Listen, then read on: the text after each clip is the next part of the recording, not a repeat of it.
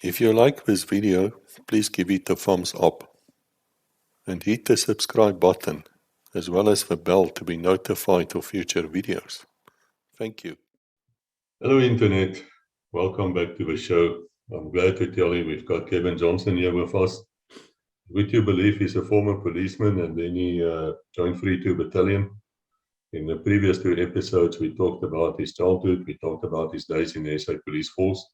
Fascinating that was as well. And now finally we're getting to 3-2 Battalion as well as the Army. I suppose it started before 3-2 Battalion. You went to what was it again? Kevin, help me. It's early in the morning. Infantry school. School of Infantry. There you are. Over to you, mate. Please tell us about it. And why did you join as well? You did say in the last episode. I had some unfinished work in the police, but as I said to you, my dad got very ill, suffering from heart problems, and his friend was a very good friend of Professor Chris Barnard.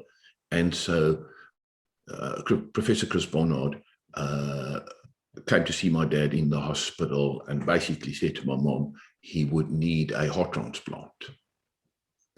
And when he refused, they basically sent him home, and he passed away. But cut a long story short, when I was in the police, I was still alert along in probably 2 years and 4 months in, because you just stay alert along, because you get full pay like a constable in the proper police.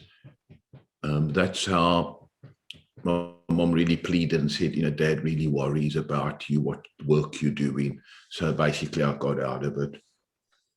And when he died in 1979, in December, I realized I've got unfinished work. But by then I had found out about this 3-2 Battalion, and I really wanted to give it a go. And now obviously my dad had passed away, so now I could go and do it. So basically in January 1980, that was quite a month of activity, because fortunately my mom's brother, he was quite a senior guy in financial services. So, he took care of all the money stuff and that for my mother. So there was no worries there. So what I did is I decided in January I must get a lot of paddle skiing under my belt, because I won't be doing that for a while. So one morning I went down to the life-saving club there in Milnerton. Must have been about 6 o'clock in the morning. There were some good waves and that there. So I surfed for about an hour and a half. And when I came out of the water, I saw a police van parked there, because sometimes I used to park there and have coffee. So I just went up to them, said hi and that, and then about 10 minutes later, the two detectives arrived there in their car, and they were chatting about things and that. And then I said, how are things going? They said, no, it's not going too well. We've got a lot of housebreaking in the area. And, if we don't get it under control, then the specialized guys from Cape Central, the housebreaking and theft unit, they're going to have to get involved. And it's not a good reflection on your police station. So I said, where's most of it taking place? No, in the Table View area. And then immediately, I put 2 and 2 together, because I had been told that area was now bringing in people from the Transkei at an alarming rate. So I said, well, what are you going to do about it? He said, no, well, we got something that's going to happen in 4 days' time. We're going to have a blitz. So, we're going to get the reservists to work. We're going to get the police to put in an extra shift or two and that. And then the warrant officer who was in charge of the detective said, geez, you used to work that bush, in terms of all of us, it better than anyone else. So I said, well, I'll tell you what I'll do is I'll come and work. I just off the top said to him, I'll come and work 6 shifts. You just decide. So anyhow, what came out of that exercise was the following. This is how weird it was. when you're in the police, and the reason why I'm sharing this is because it had an impact when I got interviewed for the recruitment in the army. So basically, I was the only Loertelum, even though it was 3-4 years later, that had come via that police station. So at that police station, besides the normal policemen, you got the reservists. And you can correct me here, but I think most of these reservists had never been to the police college or Milieuskop. You're quite correct. I think they got like in-house training, most of them. Okay. So the guy that was in charge of the reservists, there must have been 6, 7, 8 of them, was a warrant officer. So, you know, they all got proper jobs outside the police. I think there was 1 sergeant or 2 sergeants and the rest were constables. They obviously wear the same uniform as us, etc. So the warrant officer says to me, because he'd been there a long time, in actual fact, he was there the whole period that I was there. He says to me, unfortunately, Kevin, we can't pay you because the previous year, when I was, no, it was that same year. No, sorry, it was the previous year in 1979. I actually did a camp when the actual college where I was studying at had closed, you know, for normal mid-year term holidays. I actually did a camp there. And when you go and do a camp, it's actually quite nice. They pay you full salary of a constable.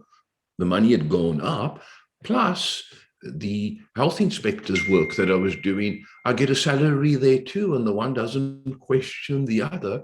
So all of a sudden I've got 2 salaries in my bank account. And so for a young man, this is lovely. So he says to me, listen here, we can't pay you. I said, no, I was never expecting pay. I was just going to come and help you, you know, with that in the bush. So he says to me, okay, this is cool.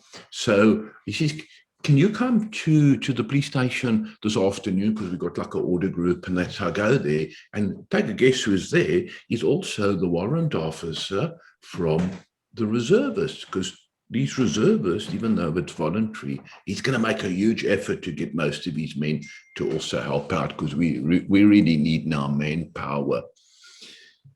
So what actually happened is the warrant officer, this is now the detective, he took the initiative and he said, tell me, Kevin's a Loertelum, but he's, you know, look at the work he's done already for us in the police. Plus he's done a camp. Why is he still a constable? So the lieutenant says, well, he's still a constable because in our eyes, whenever he's working for us, he's not a reservist, he's a full-fledged policeman. And in those days, there was no like ondersergeant. They were only at the colleges. So therefore, you're either constable or proper full sergeant. I think these ondersergeants, they used to get the same salaries as a constable.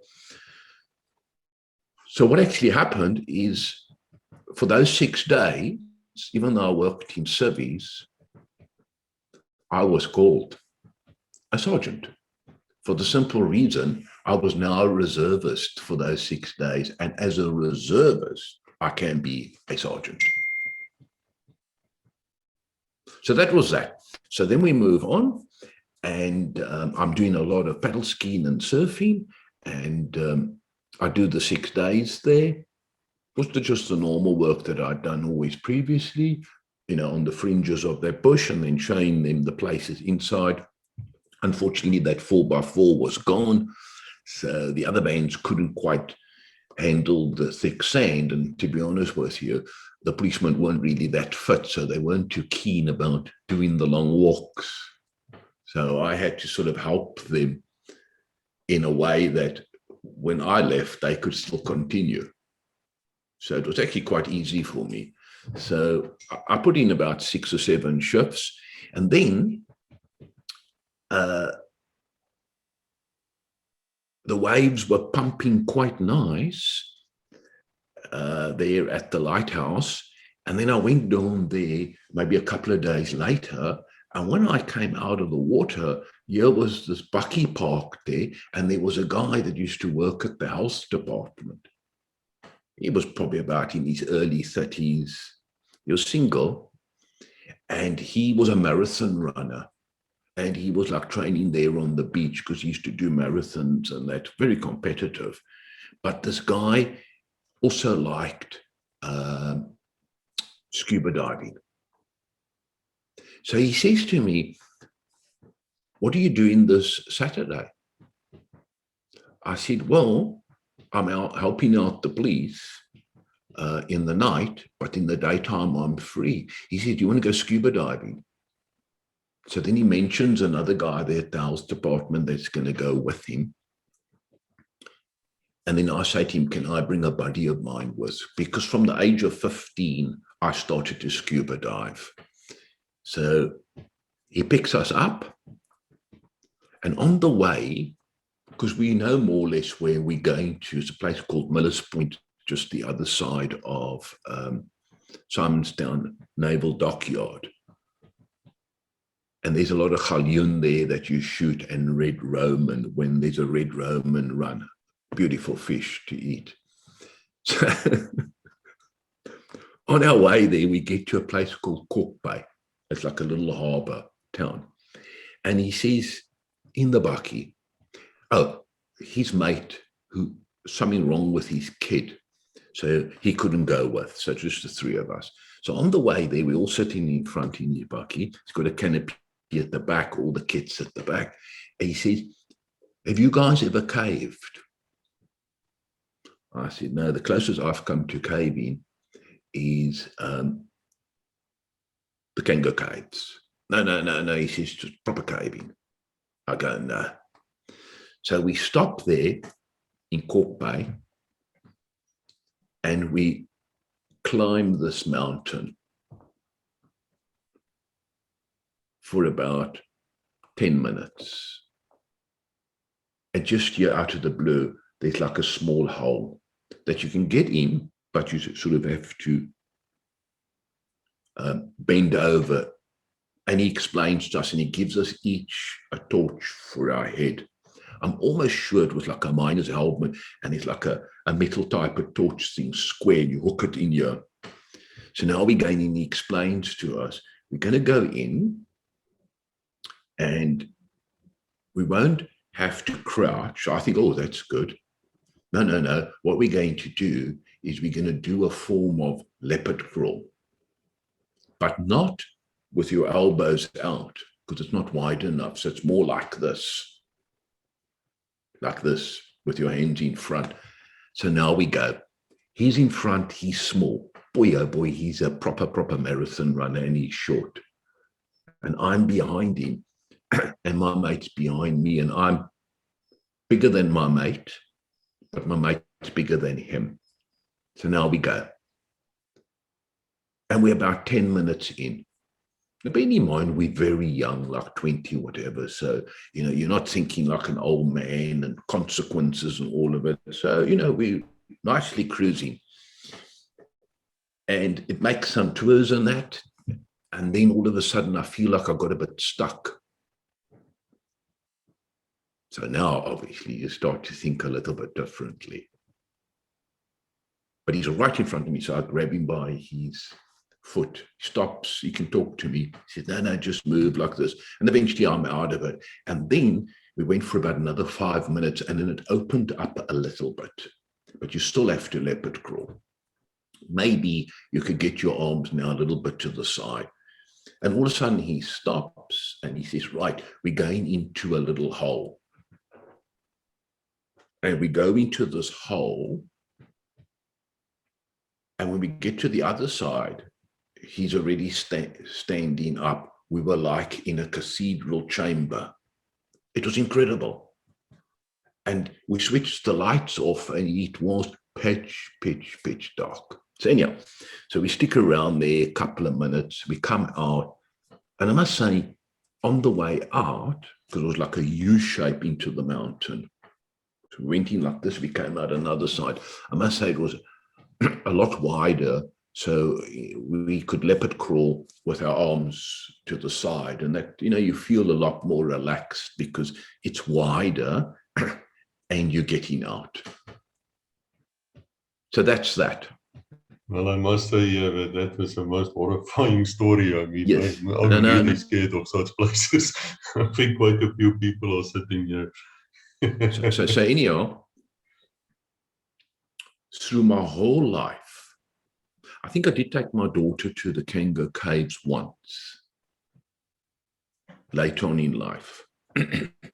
But nothing that I did in my life after that was I ever in holes or anything like that. And we fast forward to probably the age of 59. So that's like what, 30, 40, 50, 60, call it 38 years later. I'm getting some stiffness here in my neck. So the doctor says, go for an MRI scan. So go to this MRI scan. I see this tube that you go in. But where your feet are dangling out because you lie on your back, where your feet are, it's not in the tube.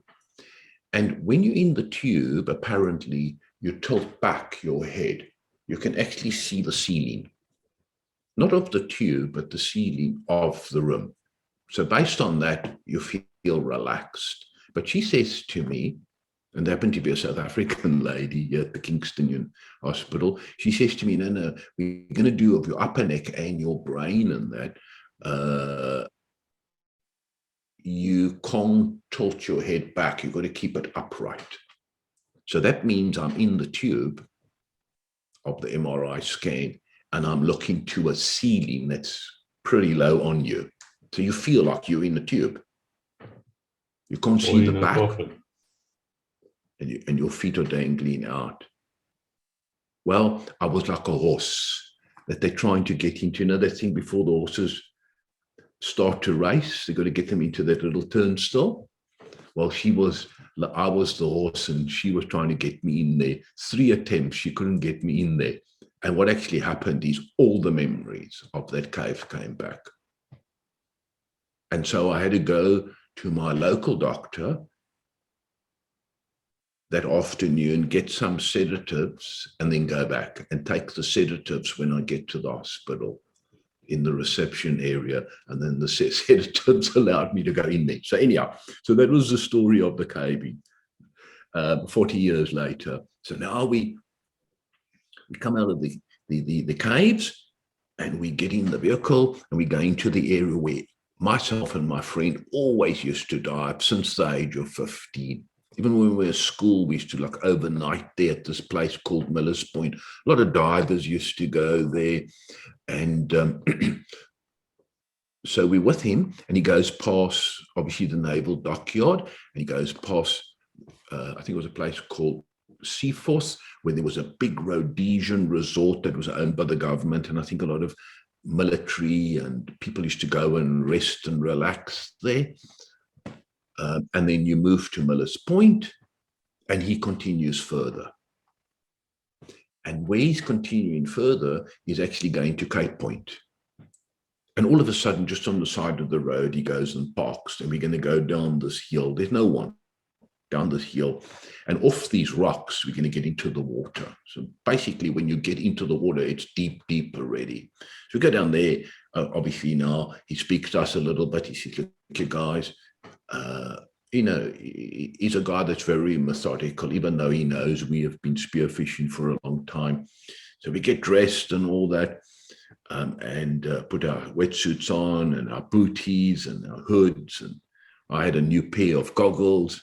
And he says, right, what we're going to do is we're going to obviously go spearfishing, but we're going to swim parallel to the actual coast, just a little bit out and parallel. And he's going to carry the net. So he got the rope to his weight belt, and then he's got the tube with the net, put the fish in there. And he says, right, we stay pretty close to one another and we swim in a row. So we're always in a row. We can always see one another. And the visibility course was fantastic. And there's no sand churning in there because the water's deep and that. There's no beach there, so it's perfect. Visibility is great. And we're in there. And we must have been in there about an hour or maybe a little bit more. He had spearfished about 5 or 6 red Roman.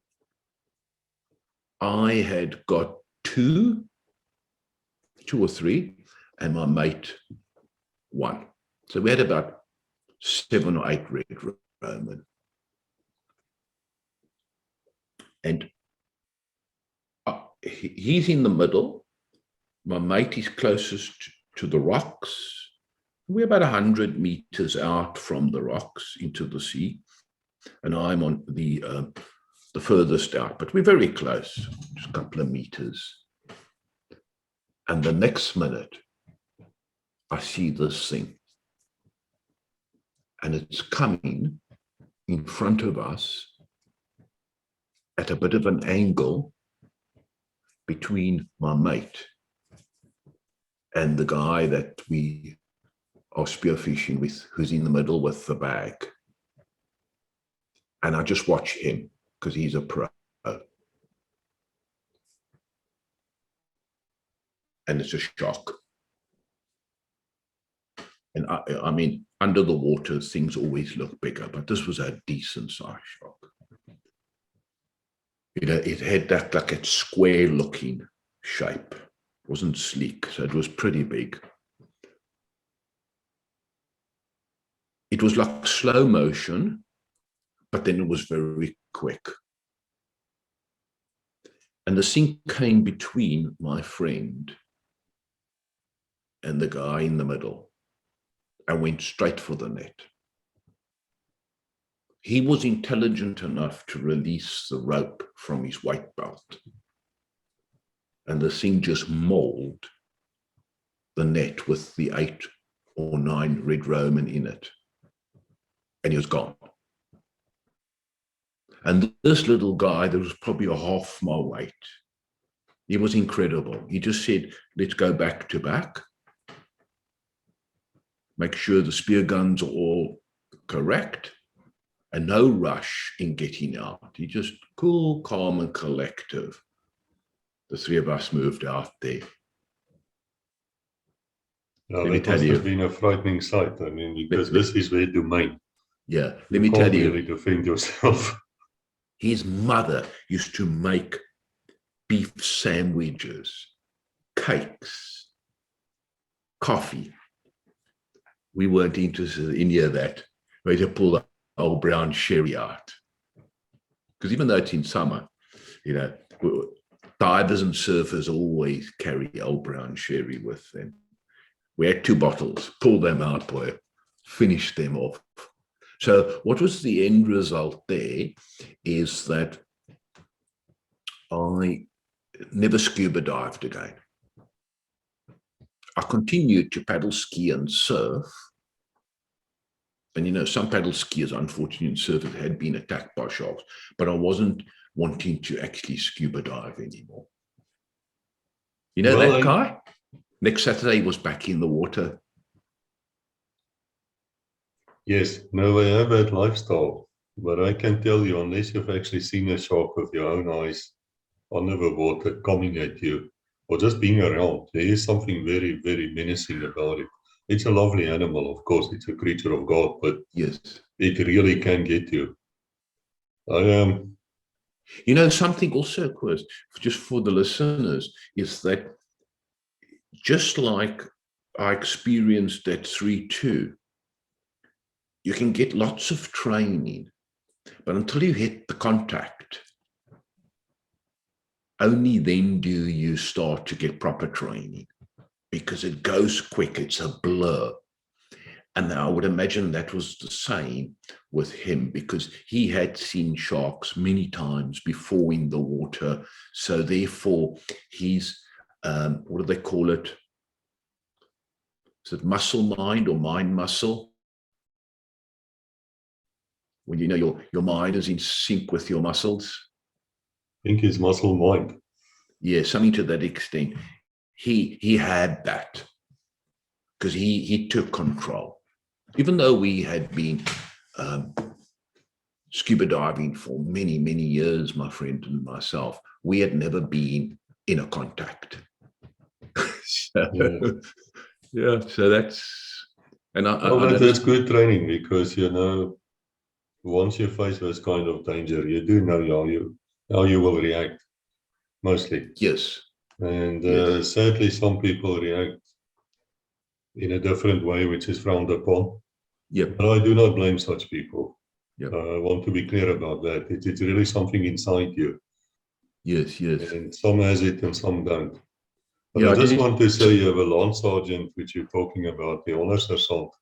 Yes. Was like for police corporals. I just want to explain to you. Okay. Yeah. And so, and in the stations, you found a few of them.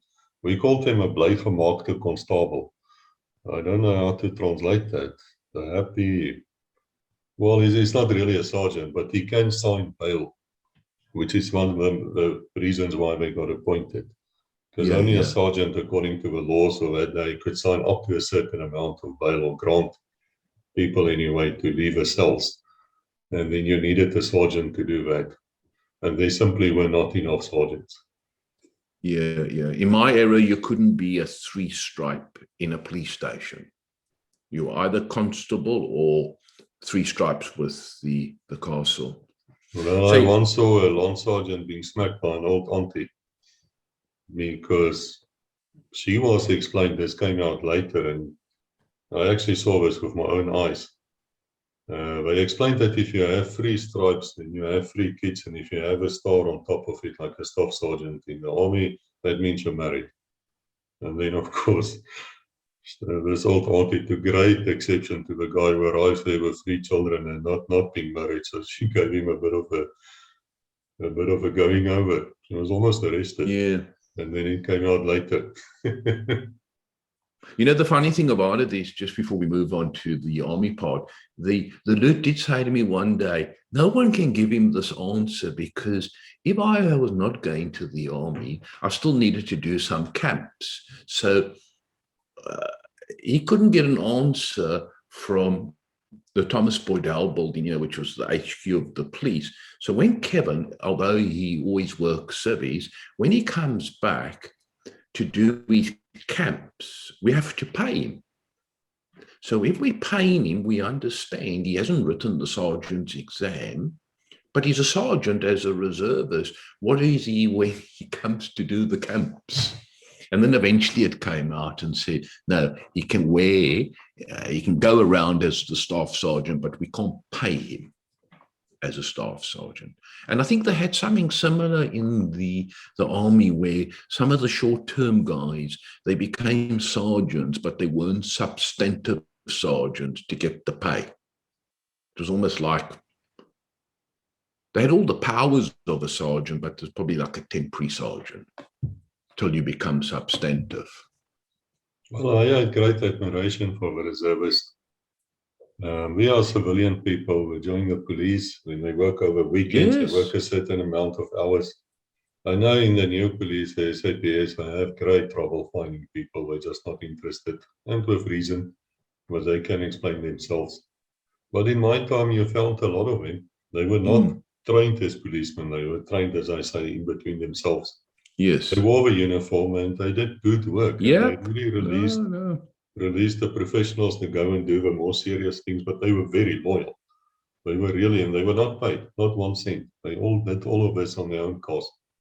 Well, we had 6 at our police station, maybe a little bit more. And I mean, under a warrant officer, they were very good people. And, you know,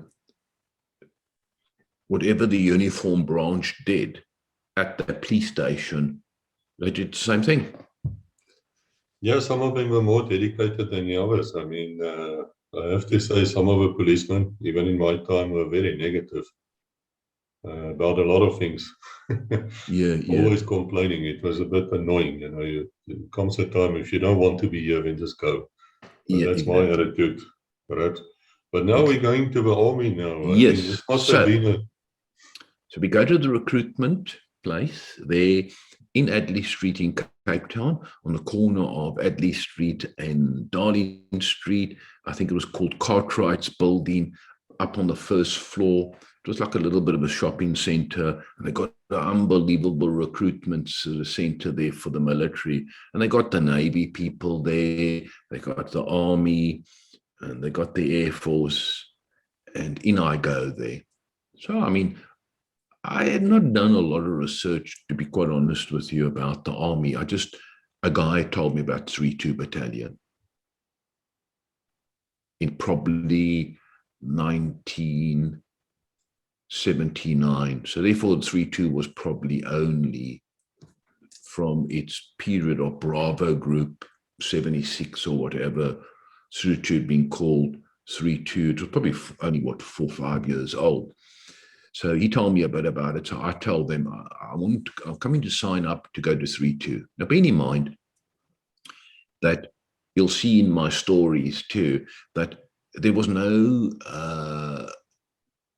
aim of mine or goal to be PF, not at all. To me, it was like going to university. I could do 4 years and then my life is finished with the uniform part. I can get on with being a businessman. So 4 years. So I don't know much about the Army, but I go there and I know I want to go to 3-2. They don't have a clue what 3-2 is. Where is it? No, we don't know about this unit and all, but what do you want to do? So I said, well, I want to be a sort of a combat type of guy. No, I didn't say combat. I said, I want to go to the border. So now they take the application down. Now they see my background in the police. They go, oh, this is good because, with rank and that, because they regard reservists in the police as citizen force, which is technically not right. So they go, oh, no, what you could do, you can get to the border, you can go to this place, and I can't remember where it was. Could have been Pretoria or somehow I'm thinking it's another place. So you go to this place and you go there for X amount of months and you'll get rank and then you can go to the border. We can get a posting to the border. I said, oh, and I don't know how it came about, but it came out that it was going to be a military police.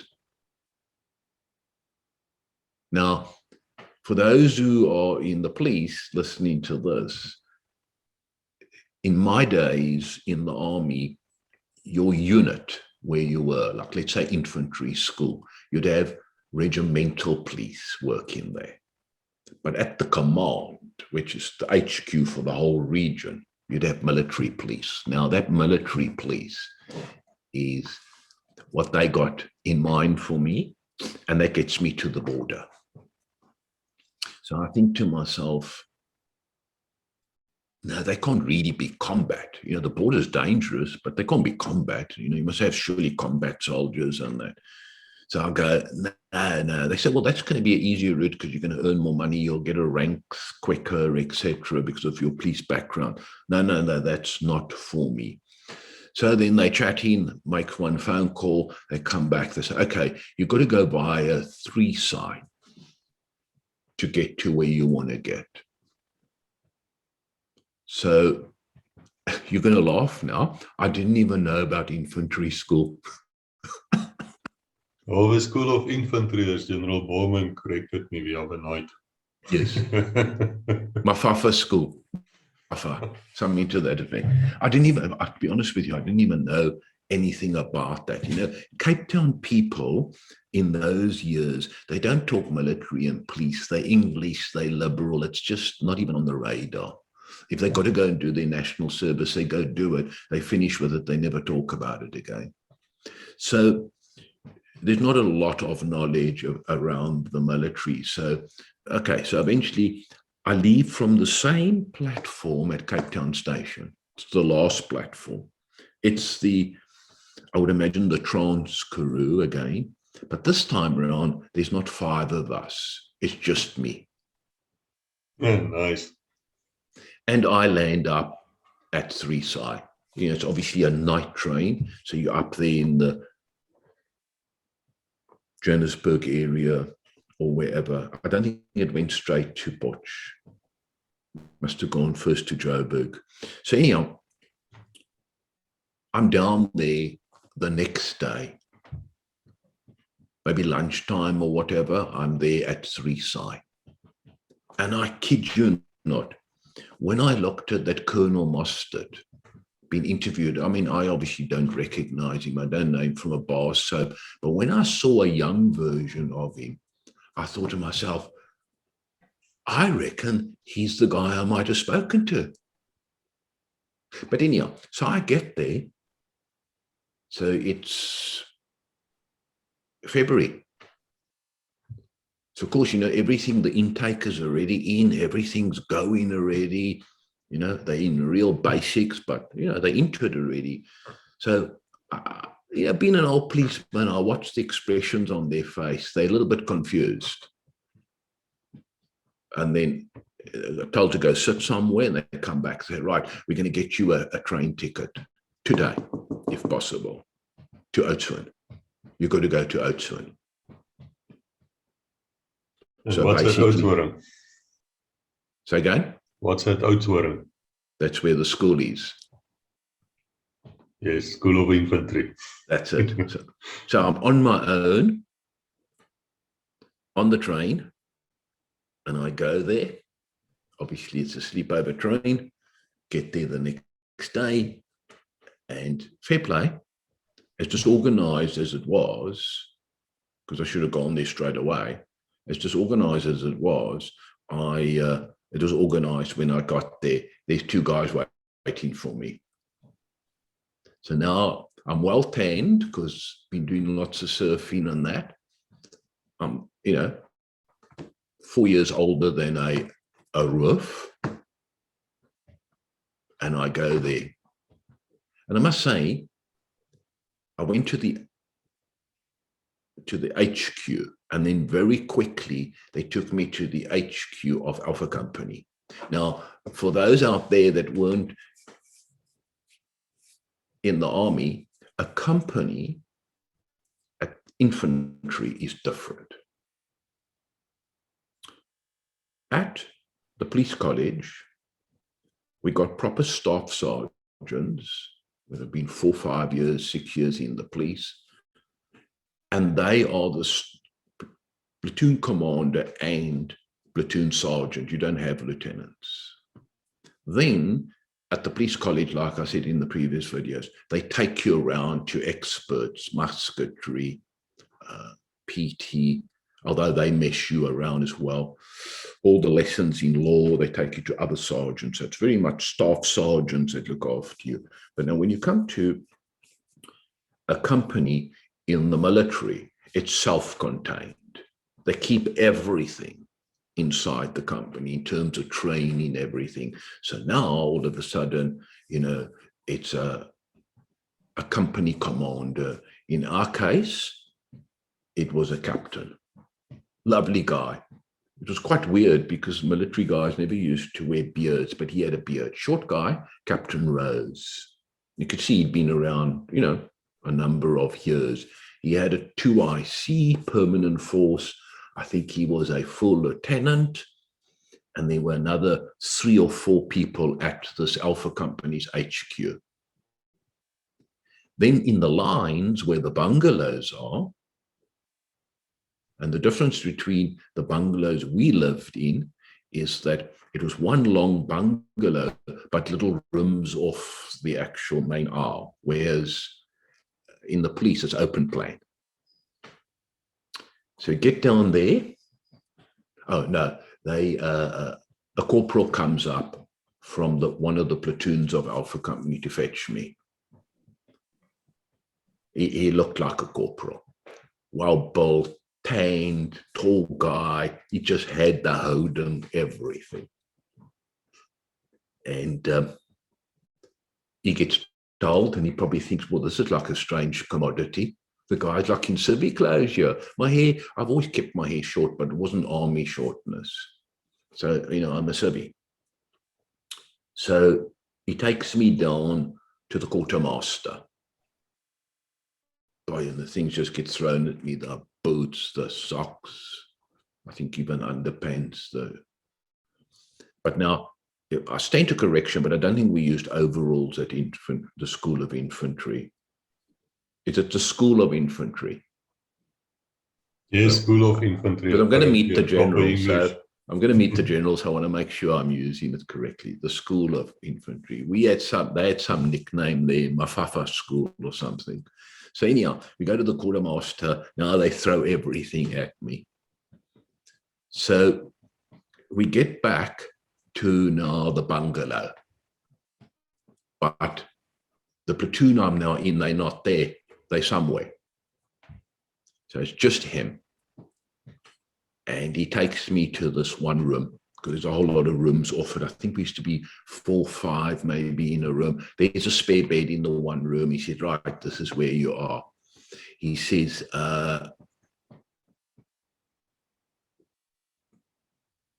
what did he say to me? Do you know much about the army? No, he then established immediately I'd never been in the army, but I told him about the police and Milieuskop and that. So he said, well, you got, very like stern, you've got obviously some understanding, muscle memory, that's it. You got some sort of understanding. I go, yeah. So I start putting the stuff on. But now I haven't had a haircut. So now he takes me for a haircut, we come back. The platoon arrives. In my room was a guy, Nevote, who had gone to university for a year or two, but played Craven Week for Western Province. And in my room was a troop. I think he was a troop, or Lance Corporal, from the Parachute Battalion. And he had done 1 or 2 years at university. And the other 2 guys or 3 guys, they were like a couple of days ago in school. So that was nice. At least I had some guys that were older. So the haircut was done. And now, just like the police, inside the bungalow and outside the bungalow, you're getting messed around. Now, these people that are in the platoon, they were a couple of weeks ago at infantry units, 3-Psi, 5-Psi, whatever it is, and they got picked there to come to the leadership course. So they're about 4 or 5 weeks into it, between where they come from at the Psi units and they're at infantry school. So we're getting mucked around and all of that. Now, one thing I also say is I didn't prepare. So all I had was some gym workouts and paddle skiing regularly. I wasn't running at that stage in Civvy Street. So now we start getting mucked around, and I have to now, obviously I'm now part of the platoon. And of course, I've always, my whole life, been a guy that sweats easy. So it's really got nothing to do with fitness. It's just how you are made. So of course the sweat starts quite heavy.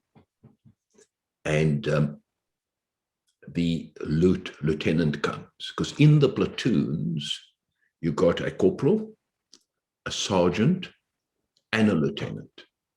1 pip or 2 pip. Now, in my case, I had a 2 pip lieutenant.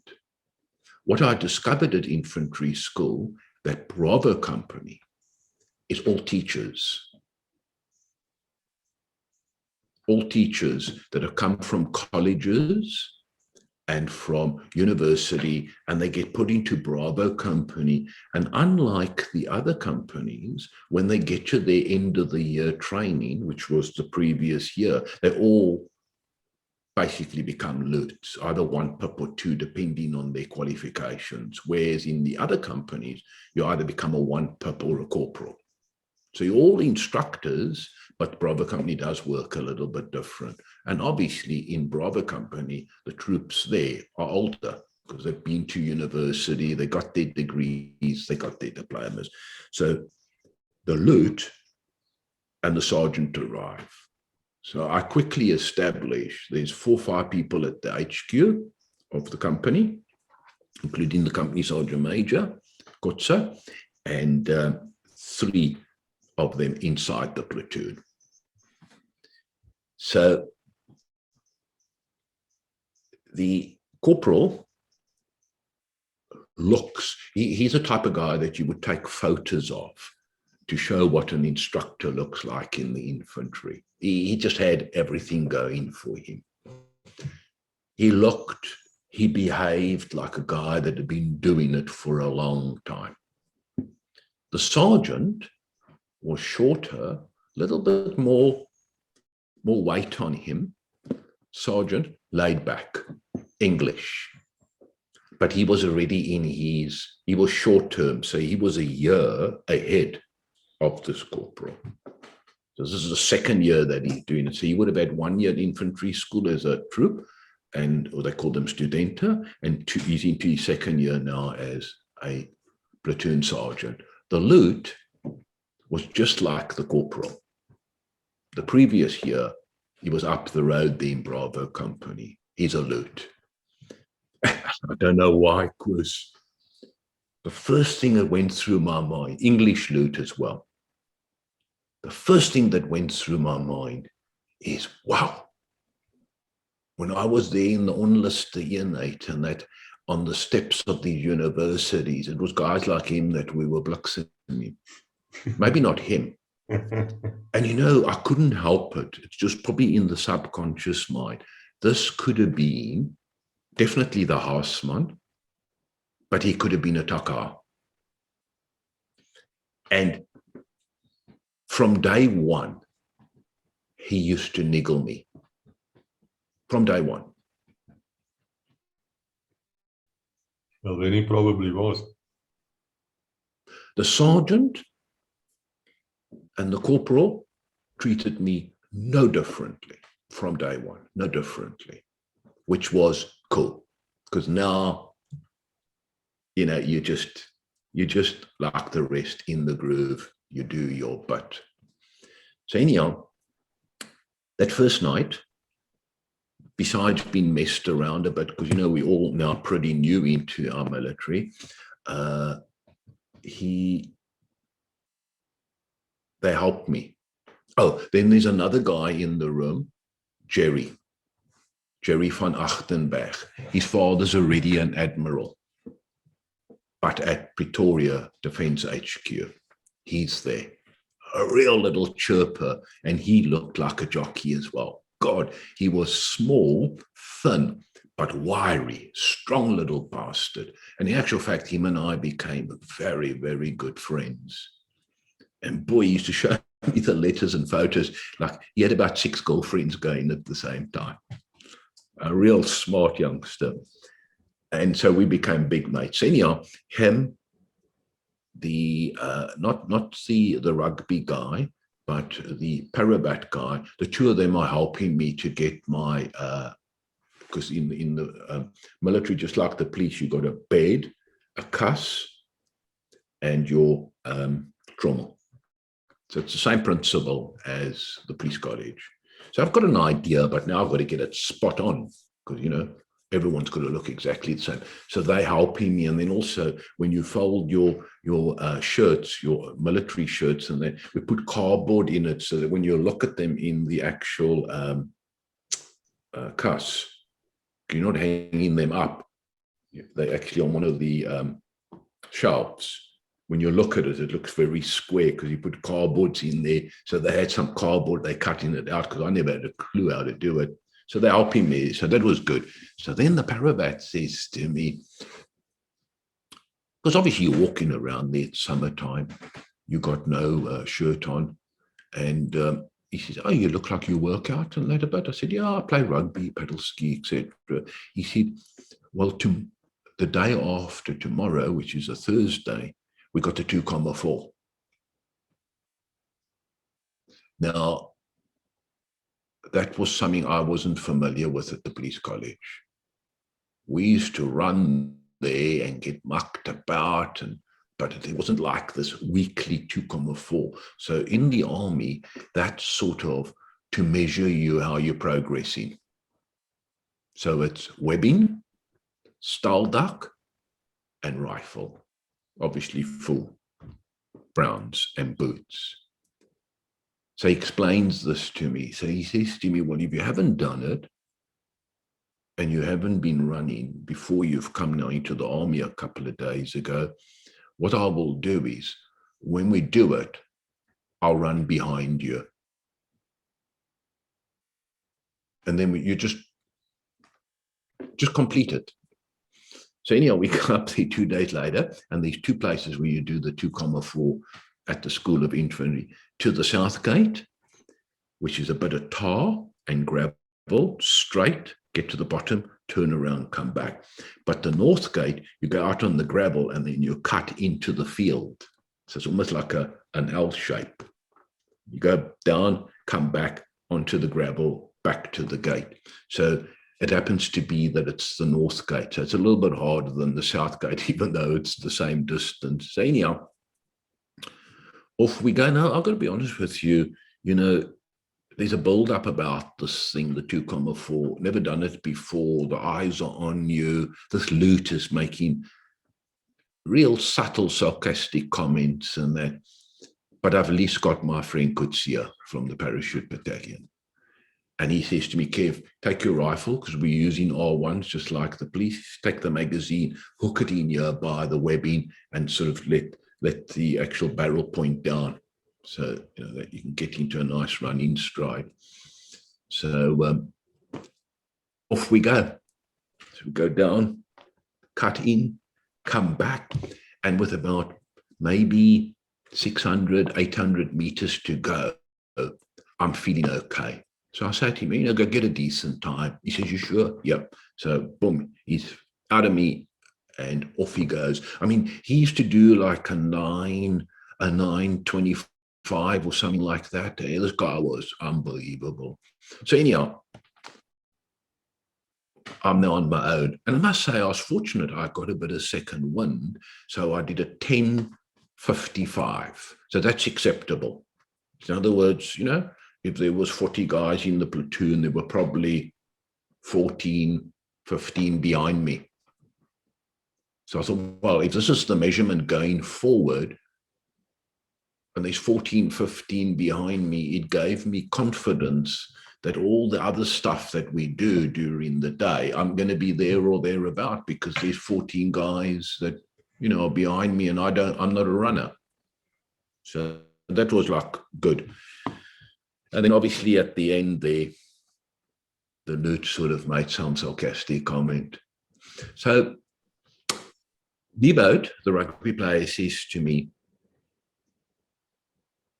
are you going to play rugby?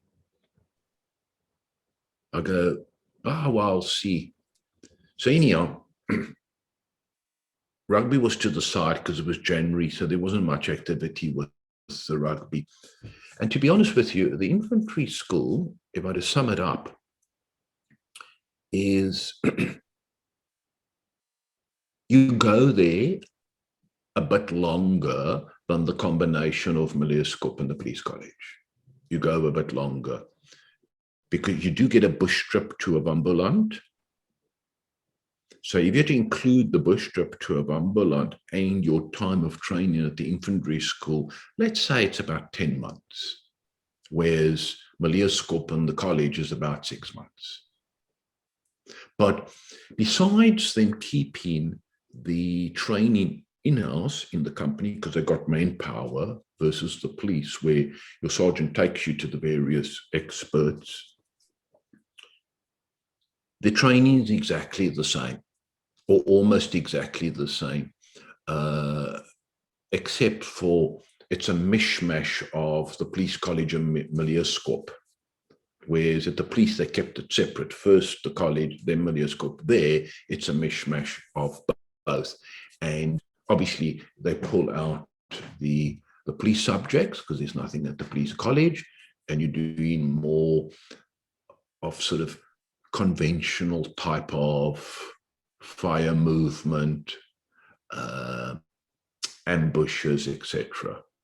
So there was a bit of conventional in it, but end of the day, it was foot soldering sort of training, if that makes sense.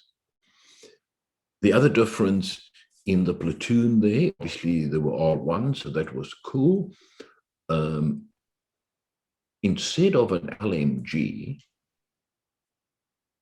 is we had a Bren gun.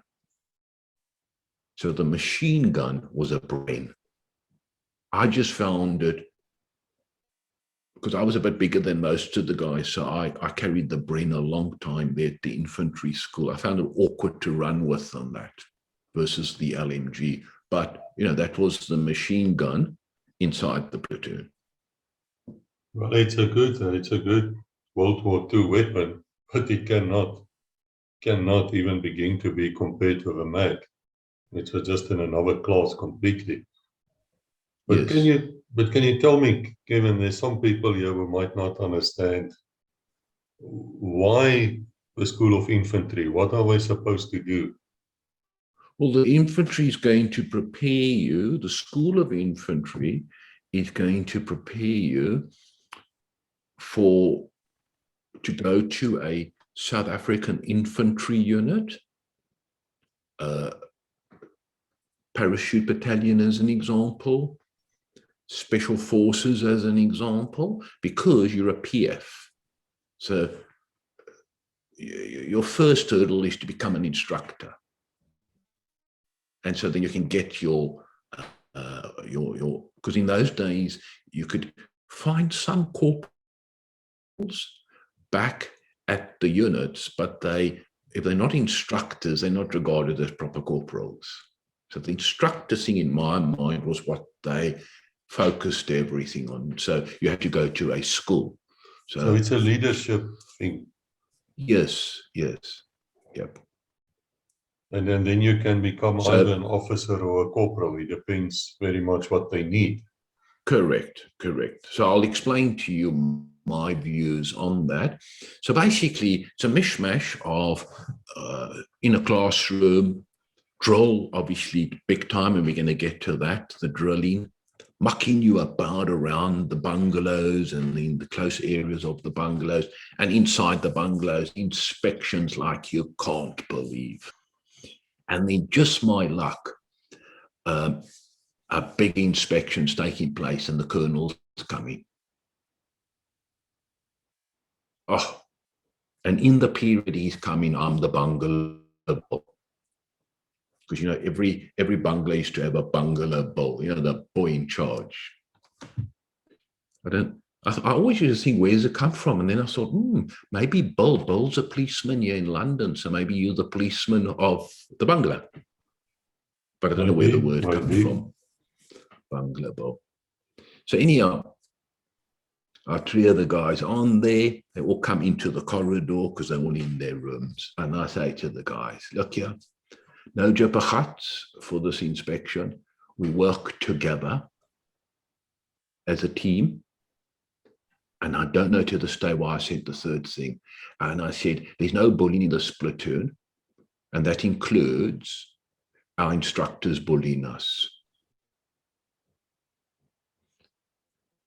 And what actually happened is the sergeant was outside the bungalow. It must have been about 8, 9 in the evening, and he heard it. But he never came and approached me. It was only when we were on the border that he came and said, what would you have done? And I said to him, Sergeant, if one of you had bullied one of us, I said, what I would, and they asked me to be the spokesman. I said, you know, the bungalow bulls get thrilled on from time to time, and we all get drilled up to see the OC and the RSM of the whole unit, and you have T there, and they want to know what you think of everything. I said, I wouldn't go and speak there. What I would do is the person that did the bullying, I'll come direct and speak to that person. And then obviously whoever had been bullied, and depending on how that person responds, so then, you know, I'll speak to the guy that's been bullied and we decide what's the next step. And he just smiled. He said, "You're a good man." Because bearing in mind, by the time we had gone to the border, they were like softening a bit with us. But in the period that we were in the infantry school before going to the border, man, we were less than dog shit. There's no Well, it's a buddies, no tough place. I had friendlies. to produce the leaders. They had a job to do. So anyhow, the main reason why I thought to myself, why me, is because I thought, oh man, when he comes down, the RSM will come. Maybe there's some other people, and then you've got to march up to him and halt. And you called And immediately my police thing came to mind. Oh, because, you know, I used to hide and duck and dive, not to halt, because it don't work with me. It's weird, but it don't work. There must obviously be something that doesn't connect. Fortunately, I maneuvered around where there was no embarrassment, because can you imagine how the company sergeant major would have felt? Because the RSM's there as well. So the inspection went okay, and I think that weekend we got a. So another story about the parade ground is the companies compete against one another. So the 4 platoons or whatever it is in each company, they with the company sergeant major now and the platoon sergeants and corporals, and they're watching us, and then they pull people out of the platoons into one platoon. I get picked. And I know I got picked because we were just marching. So when it came to just marching, I was fine. So I'll get pulled out, you're in the team. Now the team's got to practice, that's Alpha Company, to compete against the others. And now they want to see your other stuff come into attention, halting. And Sergeant Major Kotze picks up that I'm not coming to attention properly. And just like Petrolinel, he lost the plot. Difference. And I saw him on the border later on in life at 3-2, and we had some drinks and that, and we laughed about it. Fair play to him. He didn't kick me out of the squad. Now, bear in mind, this wasn't just a normal platoon. This was the squad platoon to represent the company. He didn't kick me out. What he said to me is, I must go to the middle row. And I competed for Alpha Company. So in the middle row, you couldn't be seen, hopefully. All I remember is, Troop, what the fuck gaan on hier so? And just like patrolling now, he got frustrated because the sergeant had to stand to the side and the corporal, and he was working me. And obviously, as an experienced guy, he knew a couple of minutes with this guy, I'll have him fixed up. But he wasn't fixing me up.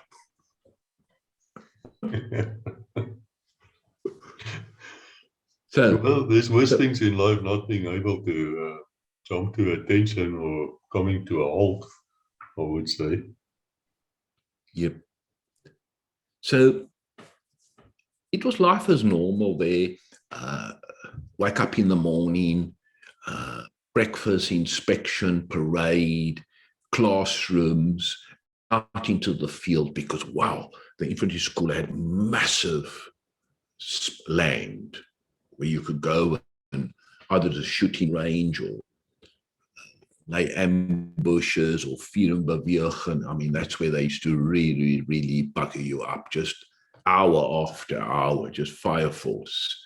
And we know at infantry school, like half move forward, go down, fire, then the other half come. It's very like sort of regimental, almost similar to Maleerskop's last phase of riot control, where there's some serious drills taking place. But then when you're actually confronted with riots, it's just getting into a straight line and going forward. So I found out at 3-2 that much of that just disappeared. the formations that we walked in and all of that, they'd all disappeared, went straight into a box, had the firefight, and boy, come into a straight line and win the firefight, that type of thing. So we're out in the field a lot. And then I would imagine it was quite cold, but we did like a fuss bait for X amount of days in the mountains and all of that.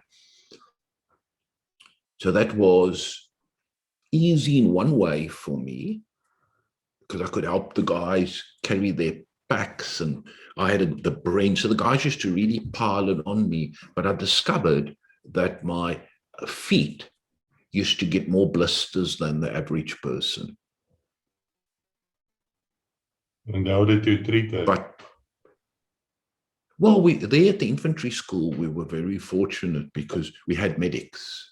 So they basically just ripped the boots off and they put that red stuff into the actual mercurochrome. I've seen grown men cry. Yeah, they are, Aina. But, popping that blister is more important than it being big. So that's not too bad. Fortunately, when I got to 3-2, we had a new type of boot that was flat soles and nice and soft and cushy. And then I could walk those boots in, and then later on in life, I didn't have to wear socks with them. So then, as long as I put the mercurochrome, was it mercurochrome? That white powder. There was a white powder that we had in the military. Johnson & Johnson, some food powder or something. Yeah, I'm not sure. If somebody knows, let us know. Yeah. But mercurochrome was that liquid thing that that's you it. put into a wound and it burnt. Yeah. It burnt so like the devil himself. So the white powder, I used to just do my feet. And then when I was at 3-2 in the bush, I didn't have to wear socks. That's good, because your socks are worn out anyway. It doesn't really work on a long patrol. That's why the Russians use flannel or something. They don't use socks at all. They wrap their feet in some kind of a flannel cloth. I don't know how well that works. They believe in it. Yeah, and I would imagine the seam of the sock too could eventually rub against the skin. So anyhow, so we got a 7-day pass before we went to the border. And in all the weekends that we got off, there weren't many, but the weekends we used to get off, there were 4 of us from Cape Town. So we got, I can't remember how we got to Cape Town the first time, but then I brought my car back because there was parking there for us. So I used to park the car there. So every weekend, the guys used to butt course on the way and petrol, and then I pick up the wear and tear on the car. But I was fortunate because my cousin and his father owned a repair shop, so I should just take the car there, and they used to, make sure it was always serviced. And then the 3 other troops, they used to just pick up the petrol money. And but to be honest with you, in those days we were PF, so we had no expenses, so it was just money accumulating in the bank. And then we got ready for the border.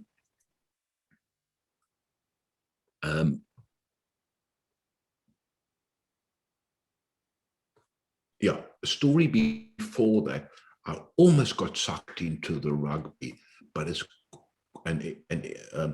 Oudtshoorn, the school was playing in that SVD league, and so the school took its rugby very serious. And I don't think I would have got into the A team, but I definitely would have been on the bench. And on the bench in those days, you didn't used to come on the rotation like today, but the fact of the matter is you'd be in the squad. And when we were out maneuvering and that, it was cool because on the days you train, the trucks come and pick you up and bring you back to the base. You shower, you go train or whatever it is, you have food, you sleep in the base, and your other mano are out there in the field sleeping on the hard ground. So I look at this lot, and then very quickly, I came to my senses that this is another part of the army that takes rugby serious, and this could be consequences. And then I discovered they that were in the squad quiz were over the moon because they don't go to the border. It is a bit of a strange thing, isn't it? I mean, you would expect anybody who joins up in uniform, the suffer rugby's- all that messing around, would actually want to go to the border. I mean, I recall when But we they were all- done with Milieuskop, where you do your counterinsurgency training, we were all volunteering to go immediately. I mean, we wanted But to go these and were test. these were conscriptions. These were conscriptions, so maybe they didn't even want to be in the army. Yeah, that might be true. They can explain So, yeah. themselves. I mean, So I played maybe 1 or 2 games, and then I just eased myself out of it very, very tactfully, because you basically don't go to the border. So Nebo sits in my room, he's over the moon, because it means he's going to still have girlfriend can come up on weekends, the weekends you get off and that, because you're playing rugby. So, I mean, he organized his personal life, the army around his personal life in a way, but that was okay. He was a national serviceman, and whereas I wanted to go to the border as a career, why would I want to not in that year go to the border? That wouldn't make sense. So anyhow, we went up to the border. We flew from Oudtshoorn. There was a base there, a military Air Force base. We flew from Oudtshoorn to Grootfontein. And I'm pretty sure we went with C-130s. So you get to Grootfontein. Somehow even though you're in Africa, somehow when you get to Grootfontein, there's like a heat. I don't know, the sky seemed clearer. And now we go down this wrong road to an area where the School of Infantry does its border training, Oshibela. So we get to Oshibela, we're in tents, and now more of the Milieuskop kicks in. In the bush. No fancy parade grounds and all of that. Obviously, still avoiding coming to a halt in front of someone, because, that's now in my head that, oh, fuck, you're going to make like a cock up there. But what's nice about that place, it's bush training. And when we were doing the debusting, somehow my head seems to think, but I could be wrong, that we were still using the old hippos. Somehow my head doesn't seem to get around that it was a Casper, but I could be wrong. Buffalo. No, I don't think it was a buffalo. Because at Milieuskop we had hippos. Oh, okay. I get what yes, of course. That's possible in those days. I mean, Yeah, the Caspers only came out in about 1978, 79, around about there. Right, when the right, first Caspers right. came out. So Yeah. I can't remember, but it was definitely enclosed. It wasn't open on the top like a buffalo. So I'm not sure, maybe 8 weeks up there. So we did, a bit of training, and then the last couple of weeks we actually got low-level areas to patrol. and this is for real now. Yeah, this is now for real. So in a sense, I came in my own there, because that's me. I chose that in the police. We did that in Milieuskop. In my police career, I did a lot of bush work. I could be wrong, but maybe we did swing to LMG. Maybe we did up there, we swing to LMG. But, the rest of the boys had the R1. And then we started to do patrols, and then we also did patrols in vehicles. Can I ask you at this stage, Kevin, can you compare for me the R1 to the R4 and the AK-47? No experience with the R4.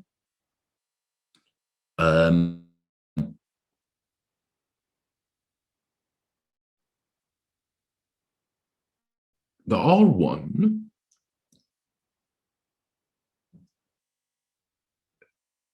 if you can take someone out, you take him out with the R1. Make no mistake about it. The carrying of the R1, because we never had folding butt R1s, in the bush for a long time, is more awkward than carrying a AK-47. So in the AK-47, some of the guys had the 47. Then there was the AMD, similar principle, but maybe made in a different country there in the Warsaw Pact. So it was AMD, AKM, and AK-47. So a lot of the guys at 3.2 had folding butt from the AK family. Right? The other thing with the AK, besides it being convenient, when you're hitting contacts at 3.2, you're not behaving like some sort of sharpshooter. The stuff's in front of you, and you've got such big firepower that it's not that important for a platoon sergeant or platoon commander to be using an R1, if that makes sense.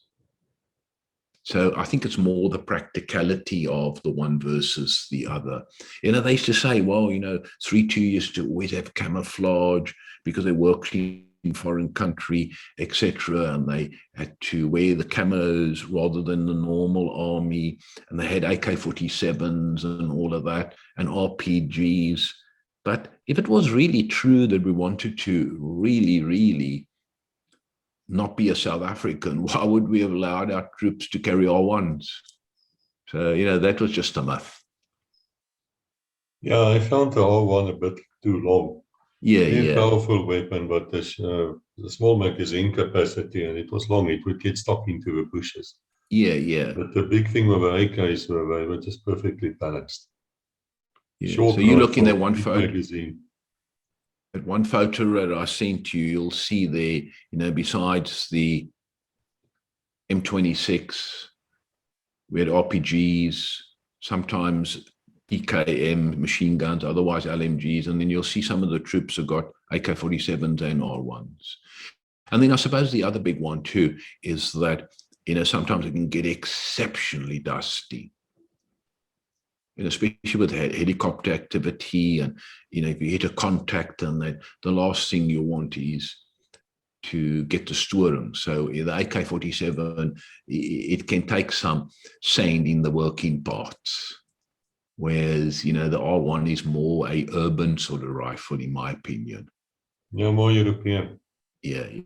I mean, that's So anyhow, back to infantry school, there at Oshibala, the sand was very thick.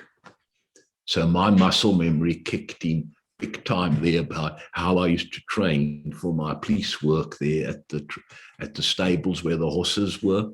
So, I elevated myself up in the platoon in terms of taking charge at the training and all of that stuff. So it was good. It was a good experience. But we had a fantastic group of people. I must tell you one story. Some people might find this weird, but this Jerry van Achtenberg, man, the amount of girls that he had, and I don't know, he even started to have girlfriends in Oudtshoorn. I don't know how he worked that out, but it got to winter before we went to the Oshibala. So one day we sit in there, and he says something along the lines of, Kevin, he called me KD. He says, jy het klaar gesien hoeveel girlfriends ek het. And then he used some of the explicit words of what he likes to do. That's why he's got so many girlfriends. He says, okay, die, ek het jou mooi uitgekyk. Jy is nie a, and then obviously used, you're not gay. But he used some other word. He says, stem jy saam? Dis maar donne se koud hier op Oudtshoorn elke aand. I go, yeah, Jerry. En? Hy sê, maar ek is 'n klein man. Kan ek daar by jou kom slaap? Because, we 5 guys in the bungalow. So I look at him. I didn't hesitate because I thought, wow, this is cool. Because if we're going to be warmer, if we sleep together, he's a small guy, so he's not going to take up much of the bed. But more important of all, there's only one bed to make up in the morning. Because the beds take a long time. Yeah, it takes quite a while. And unlike the police college, you'll be in trouble if you sleep on the floor at the School of Infantry. At the police college, we used to, for big inspections, we used to sleep on the floor. You can't at the School of Infantry. You actually be in trouble, so you had to get into the bed. So basically, for a couple of weeks when it was very cold, all of a sudden, him and I were warm, and secondly, one bed to make up. So that must be unique in military circles. Yes. I'm surprised you were not arrested. Yeah, to be honest with you, him and I had personalities, and I don't think that, in those days, you wouldn't openly come out. So therefore, if you openly do something like that, because people weren't coming out. Yeah. So it was a crime, actually, to be homosexual in those days. Because I said to the guy from the parachute battalion, no, it was Nevo, said, oh, yeah, it's cold up here. I said, well, then you've got to find yourself a small man.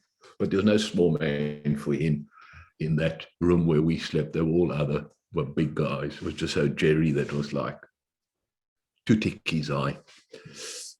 So we had a nice trip up there. On the patrols, we came across Kufut a couple of times. But we got tracks, but we didn't engage with terrorists at all. No. And it was that time of the year where others in hotter areas were engaging, because I always remember my birthday was in August, and August was always a hot month for some big opses. There would be a huge push from Clan Swapo to come through to hit the Tumebs and that. But where we were, we didn't get any contacts on that. So anyhow, so now we go back to the infantry school, and we only got a couple of weeks to go. They're preparing you now for the big parade where the family can come and all attend. And they're starting to ease up a little bit on you. And we're writing exams, etc. And I've always been a guy that says, it's different if you're wanting to do like a race that you're pro, or you're wanting to make money. But in a squad, in a platoon environment, for me, if I'm in the top 15%, I'm happy chappy. So basically, I was always probably about 10%. So fourth, fifth, with the exams and the activity outside, maybe fourth, fifth, sixth. So then, when we still in the companies, because what normally happens is the PF people in the companies get pulled out of the companies they're in because of the hundreds of people that are at infantry school, because there's Alpha, Bravo, Charlie, Delta, Echo, Foxtrot, Golf. So there's 7 platoons. So there's a lot of men there. Maybe 75, 80 are PFs. So myself, Jerry was PF, the Parabat was PF. We knew that in a couple of weeks' time, we'd be going to an HQ company where all the PFs are for about 3 weeks. So, and we didn't go into that group as PFs to do different training. We went there more for admin reasons. Where we're going to get deployed, be interviewed, versus all the national service back in the companies. So back in the normal companies where we've been, there they pick you to become now a kaua or an onderkorporaal. So I became an onderkorporaal. And what I noticed there is that my uncle in business had taught me this, is there's a thing called the bell curve. The bell curve means that the ratios I've used in my business world is to say, let's say you're looking at that particular situation, because you can use the bell curve in anything in life. So for that particular thing, you're looking at NCOs and officers, predominantly all national service. 5% of those lieutenants that get picked, they will be great lieutenants. And 5% of the corporals will be great corporals. And then you get the 15% that are good, but they're not great. And then in the middle is the 60%. Now, what I discovered then, and then later on in life, when lots of new people came from infantry school to 3-2, is that the 5 and the 15s is the right choice by those who pick the people. But the 60%, 6 out of 10, they could go either way. So they don't necessarily end up getting what they want, because they're guys and they can adapt to both in that sense. And so that's basically how the bell curve, because what other way could they do it? As long as they had that structure of corporals and lieutenants. You know, if they decided we don't have lieutenants as national service, well, then it would have been easy. So that's how they picked us. So before we went to the PF company, we already knew who we're going to be. Do you think that the process was fair? Because I've heard some people complain that they should have become officers and they didn't for I would say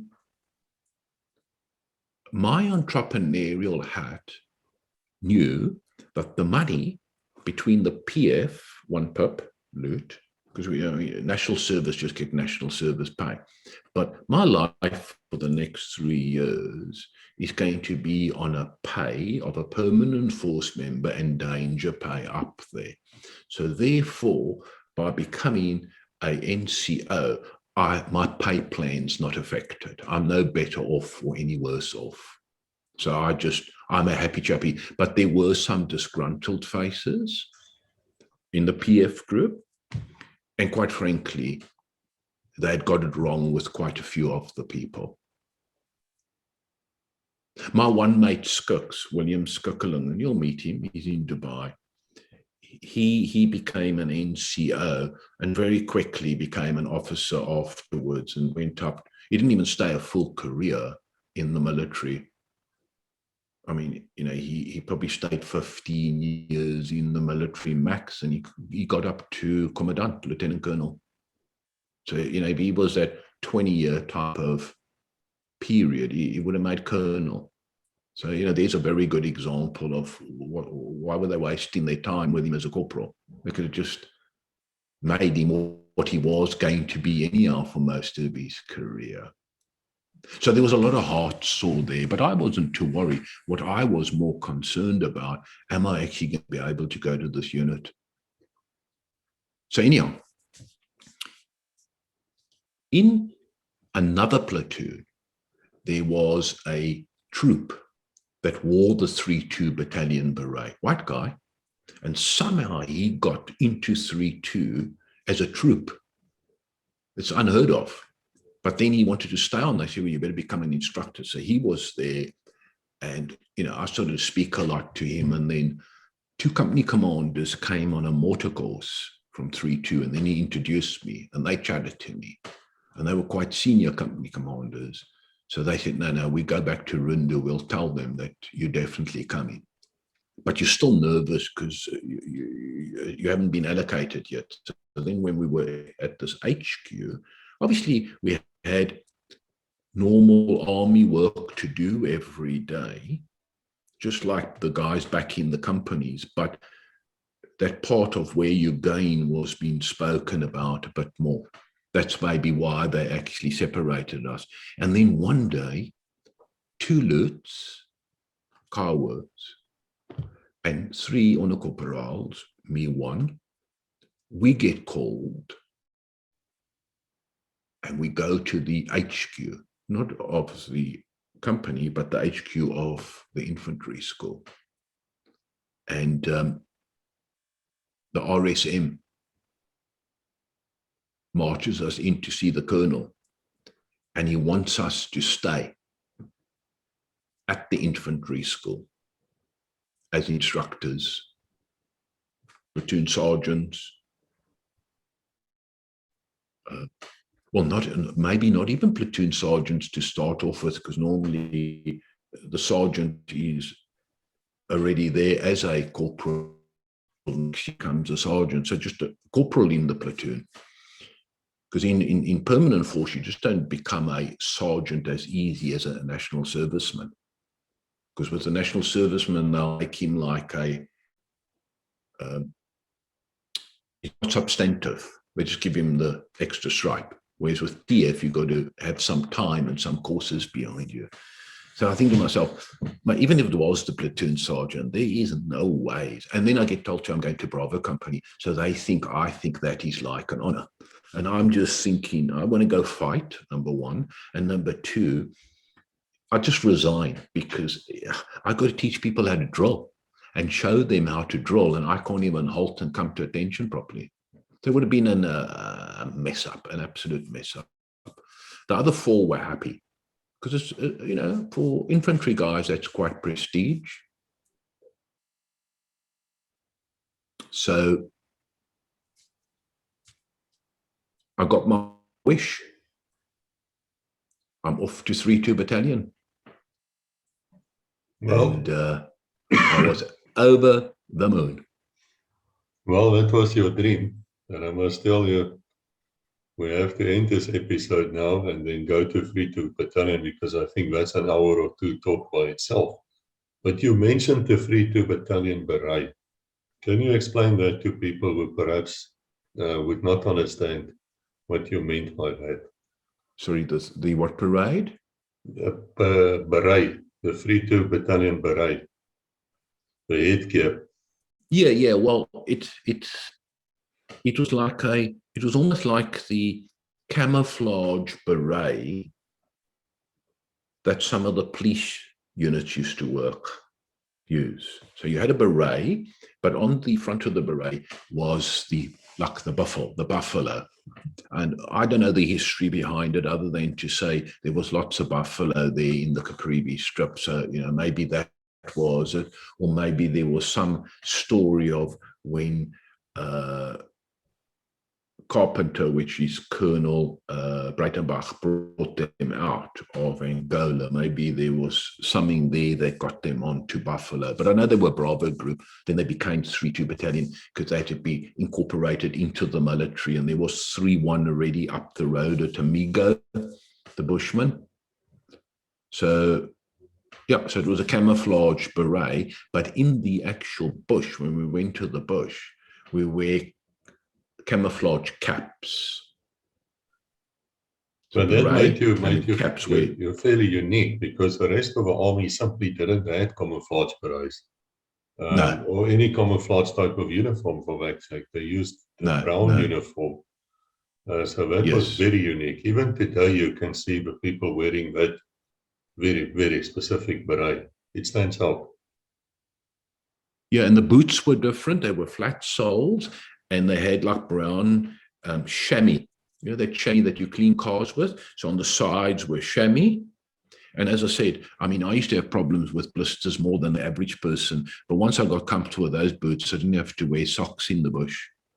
And then obviously it was camouflage. And then on the camouflage side, you know, it was a winter camouflage and summer camouflage. So the one lot was more green and the other one was more brown.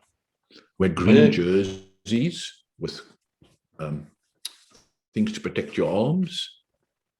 We had the normal army jacket. Obviously, it was just camouflage. So everything was basically the same as the normal brown nutria. Okay, it was just that it was camouflage. I think 3-2 Battalion is probably the most famous units today. Afterwards, everybody knows about 3-2 Battalion as well as Special Forces. They don't really know any other unit. And I say this in general, of course, a lot of people will know. But it's a very, very famous unit. Now, during your time at the School of Infantry, were there other people talking about the war? Were you people discussing where you want to go, except now for the rugby players? You know something? The real war that was taking place internally, Kufut, 3-1 Battalion, 101 Battalion, some of the parachute, 44 Para Brigade. It was a small contingent of manpower compared to the rest of the infantry, never mind the rest of the army. So there was no big talk about it. In actual fact, by far, because I know that towards the end of my career, I used to do some training for new blacks that were coming in and also new white groups that were coming from infantry school. So I got to know a lot about how well prepared they actually were coming from infantry school. And we used to get a big intake, not a big intake, maybe 30, 40, whatever it is, at the end of the year. And then we get a small intake June, because back at infantry school, they had a company that worked from June to June with its training, but the bulk were, you know, from a calendar year, January through. And no, there was very little. In actual fact, the 30 or 40 people that were going up to 3-2 from my intake at infantry school, the vast majority, by far, were, no, it wasn't probably even that amount of people. They were by far national servicemen. And then I think with national servicemen, the becoming short term only kicked in once you were at 3-2, and they stayed on another year. Because, you know, when I got to 3-2, and we'll talk about that, it was still a period where there were a lot of foreigners at 3-2. And I'm not talking about the black troops, I'm talking about the leader group. A lot of them were foreigners. I reckon there must have been easy United States, Australia we had, New Zealand we had, the UK obviously, proper Rhodesians, Germany, France, Belgium, Foreign Legion. Well, I'm looking forward to hear that. But I have one last question and then we will stop this episode. How did the food compare with the police food? I would say, in terms of nice food, quality food, I would put Milieuskop first, by far. And then I would put the police college and the School of Infantry on par. But I know why. But I know why Milieuskop was better, because at Milieuskop, you normally only went there when you were a policeman of a couple of years already. So you were a Oman. Whereas at the police college and at the School of Infantry, you were just a roof. So now the Milieuskop, the food was great. Yes, Milieuskop, for those who don't know, is the police training farm, I suppose, base for counterinsurgency. And later years, it was also used for riot training. Very big place. Was quite new. But anyway, we'll get people who can talk to us about Milieuskop.